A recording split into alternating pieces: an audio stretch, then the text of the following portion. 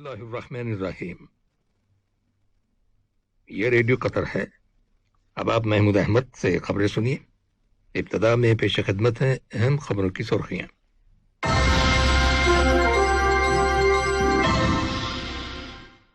साहिब इस्म अमीर ने अलजायर और मेक्सिको के सदूर को ताज़ियत के बरकी पैगामात इरसाल किए हैं।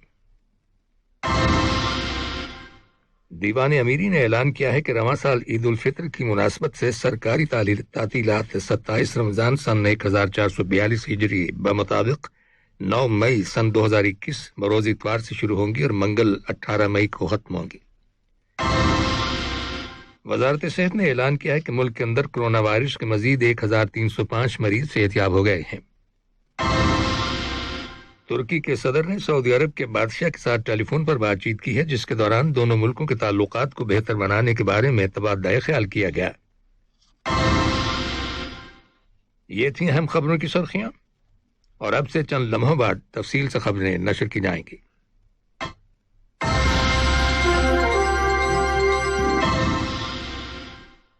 लीजिए अब आप तफसील से खबरें सुनिए।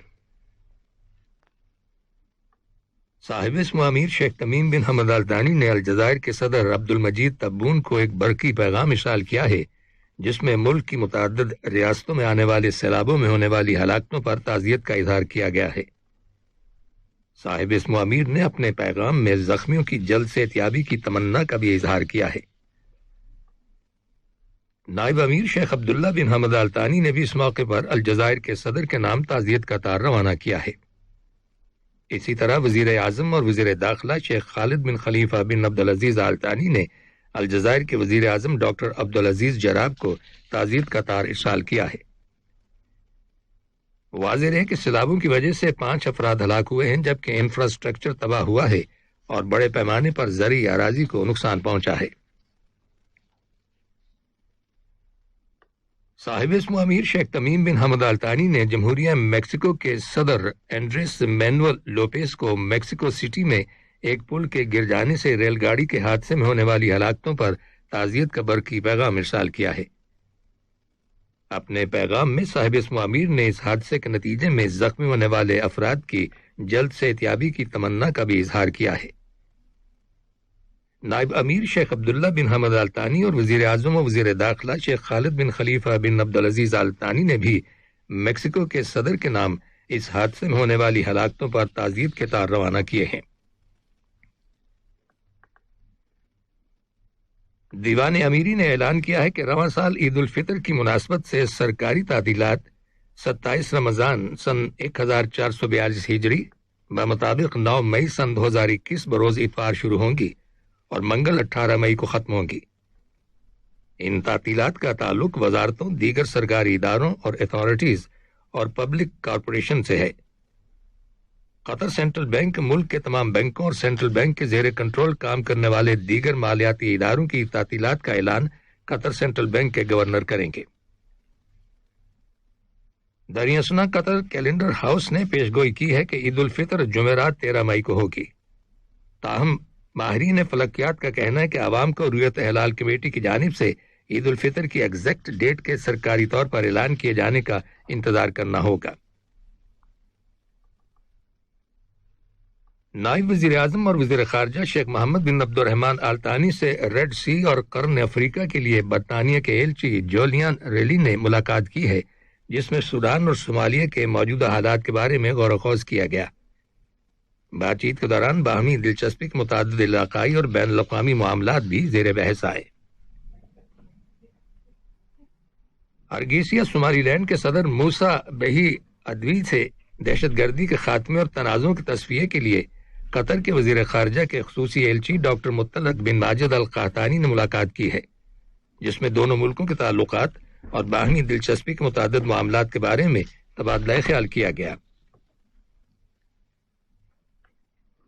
वजारत सेहत ने ऐलान किया है कि मुल्क के अंदर कोरोना वायरस के 645 नए केसेस रजिस्टर किए गए हैं, जिनमें से 334 का ताल्लुक लोकल कम्युनिटी से है, जबकि 311 केसेस का ताल्लुक उन अफराद से है जो हाल ही में बैरून मुल्क से दोहा वापस आए हैं। इसके अलावा कोरोना वायरस के मजीद 1305 मरीज सेहतियाब हो गए हैं। वजारत ने 6 मरीजों के इंतकाल कर जाने की भी तस्दीक की है। دنی اسنا متعلقہ اتھارٹیز نے 8 افراد کو ہوم کوارنٹین کی شرائط کی خلاف ورزی کرنے پر حراست میں لینے کے بعد انہیں پبلک پراسیکیوشن کے حوالے کر دیا ہے۔ اس کے علاوہ اتھارٹیز نے 384 افراد کو بھی حراست میں لینے کے بعد پبلک پراسیکیوشن کے حوالے کر دیا ہے۔ ان لوگوں نے کورونا وائرس کے پھیلاؤ کو روکنے کے لیے حکومت کی جانب سے عائد کردہ پابندیوں کی خلاف ورزی کی تھی۔ ان میں سے 330 اشخاص نے پبلک پلیسز پر ماسک کے استعمال کو نظر انداز کیا، جبکہ 40 لوگوں نے سوشل ڈسٹینسنگ کی پابندی کی خلاف ورزی کی تھی۔ اسی طرح 6 افراد کو اسمارٹ فون میں اعتراض ایپ انسٹال نہ کرنے کی وجہ سے حراست میں لیا گیا ہے۔ نئی دہلی سے آمدہ رپورٹس کے مطابق کووڈ-19 وبا کی دوسری لہر کا بھارت پر تباہ کن اثر پڑ رہا ہے اور ہاسپٹلز میں آکسیجن کی فراہمی خطرناک حد تک کم ہو گئی ہے۔ چنانچہ کورونا وائرس کی تباہی سے بچنے کے لیے حکومت کو ملک بھر میں لاک ڈاؤن لگانے کے لیے بڑھتے ہوئے دباؤ کا سامنا ہے۔ نئے کیسز میں اضافہ اور ہلاکتوں کی بڑھتی ہوئی تعداد کے پیش نظر ماہرین نے خبردار کیا ہے کہ آنے والے ہفتے انتہائی خطرناک ثابت ہو سکتے ہیں۔ بھارت کی وزارت صحت کے مطابق مزید 3.5 لاکھ سے زیادہ کیسز رجسٹر ہوئے ہیں، جس کے بعد کیسز کی مجموعی تعداد 2 کروڑ سے زیادہ ہو گئی ہے، جبکہ اموات کی مجموعی تعداد 2,20,000 سے تجاوز کر گئی ہے۔ یہ خبریں ریڈیو قطر سے نشر کی جا رہی ہیں۔ فلسطین کی مضامین تحریک حماس کے مسلح ونگ نے مقبوضہ بیت المقدس میں اسرائیل کی جانب سے فلسطینیوں پر کیے جانے والے حملوں پر ایک وارننگ جاری کرتے ہوئے کہا ہے کہ اسرائیل کو اس کی بھاری قیمت ادا کرنا پڑے گی۔ مسلح ونگ قاسم بریگیڈ کے کمانڈر محمد دیف نے کل رات ایک تحریری بیان جاری کیا، جس میں کہا گیا ہے کہ اگر اسرائیل نے فلسطینیوں کے خلاف جارحانہ کارروائی کا سلسلہ فوری طور پر بند نہ کیا تو اسے اس کا خمیازہ بھگتنا پڑے گا۔ شام کے شمال مغربی علاقوں پر، جن میں بندرگاہی شہر لتاکیہ بھی شامل ہے، اسرائیلی فضائی حملوں کو شام کے فضائی دفاعی سسٹم کے ذریعے ناکام بنا دیا گیا ہے۔ شام کے سرکاری میڈیا کی رپورٹ کے مطابق ان حملوں میں صرف 1 شخص ہلاک اور 6 دیگر افراد زخمی ہوئے ہیں۔ ترکی کے صدر رجب طیب اردوان نے سعودی عرب کے فرمانروا خادم الحرمین شاہ سلمان بن عبدالعزیز کے ساتھ ٹیلی فون پر بات چیت کی ہے، جس کے دوران دونوں ملکوں کے تعلقات کو بہتر بنانے کے بارے میں تبادلہ خیال کیا گیا۔ 1 ماہ سے کم عرصے کے دوران دونوں لیڈروں کے مابین ٹیلی فون پر دوسری مرتبہ رابطہ ہوا ہے۔ ترکی کے صدر کے دفتر کے ترجمان کا کہنا ہے کہ ترکی سعودی عرب کے ساتھ تعلقات کو بہتر بنانے کے سلسلے میں کوششیں جاری رکھے ہوئے ہے۔ ترجمان نے اس توقع کا اظہار کیا ہے کہ دونوں ملکوں کے آپس کی کشیدگی اب ختم ہو جائے گی۔ اسی دوران میں مصر کی وزارت خارجہ نے کہا ہے کہ ترکی کے ساتھ مصر کے تعلقات کو بحال کرنے کے معاملے میں سیاسی مشاورت کا سلسلہ جاری ہے۔ ترکی کے ذرائع ابلاغ کی رپورٹس کے مطابق ترکی کا ایک سرکاری وفد نائب وزیر خارجہ سادات اونل کی قیادت میں قاہرہ کے دورے پر جائے گا، جہاں دونوں ممالک کے تعلقات کی بحالی کے بارے میں بات چیت کی جائے گی۔ افغانستان سے غیر ملکی افواج کے انخلاء کی تیاریوں کے ساتھ ساتھ طالبان اور افغانستان کی سیکیورٹی فورسز کے درمیان جھڑپیں ہونے کی اطلاعات ملی ہیں۔ رپورٹس کے مطابق سرکاری فوج نے ہلمند صوبے میں بری اور فضائی حملوں میں 100 طالبان جنگجوؤں کو ہلاک کرنے کا دعویٰ کیا ہے، تاہم طالبان نے اس دعوے کو من گھڑت اور پروپیگنڈا قرار دیتے ہوئے مسترد کر دیا ہے۔ ایریٹریا کے صدر اسیاس افورکی سوڈان کے 2 روزہ دورے پر کل خرطوم پہنچ گئے، جہاں وہ اعلیٰ سوڈانی حکام کے ساتھ ملاقات کریں گے۔ سوڈان کے وزیر خارجہ عثمان صالح اور صدر کے مشیر یامین ان کے ہمراہ ہیں۔ ایریٹریا کی وزارت اطلاعات کے مطابق اسیاس افورکی اور سوڈان کے حکمران خود مختار کونسل کے سربراہ جنرل عبدالفتح البرہان کے درمیان ملاقات میں دونوں ملکوں کے مابین سیاسی، معاشی، معاشرتی، سیکیورٹی اور فوجی شعبوں میں تعاون کے سمجھوتے کو امپلیمنٹ کرنے کے بارے میں اتفاق رائے کا اظہار کیا گیا ہے۔ سامعین، دوحہ اور اس کے نواحی علاقوں میں عشاء کی اذان کا وقت ہو گیا ہے۔ آخر میں اہم خبروں کی سرخیاں ایک بار پھر سن لیجیے۔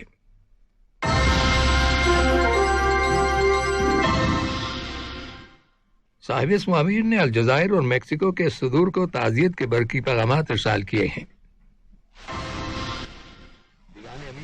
اعلان کیا ہے کہ رواں سال عید الفطر کی مناسبت سے سرکاری تعطیلات 27 رمضان سن 1442 ہجری بمطابق 9 مئی سن 2021 بروز اتوار سے شروع ہوں گی اور منگل 18 مئی کو ختم ہوں گی۔ وزارت صحت نے اعلان کیا ہے کہ ملک کے اندر کرونا وائرس کے مزید 1305 مریض صحت یاب ہو گئے ہیں۔ اور ترکی کے صدر نے سعودی عرب کے بادشاہ کے ساتھ ٹیلی فون پر بات چیت کی ہے، جس کے دوران دونوں ملکوں کے تعلقات کو بہتر بنانے کے بارے میں تبادلہ خیال کیا گیا۔ ریڈیو قطر سے خبریں ختم ہوئیں۔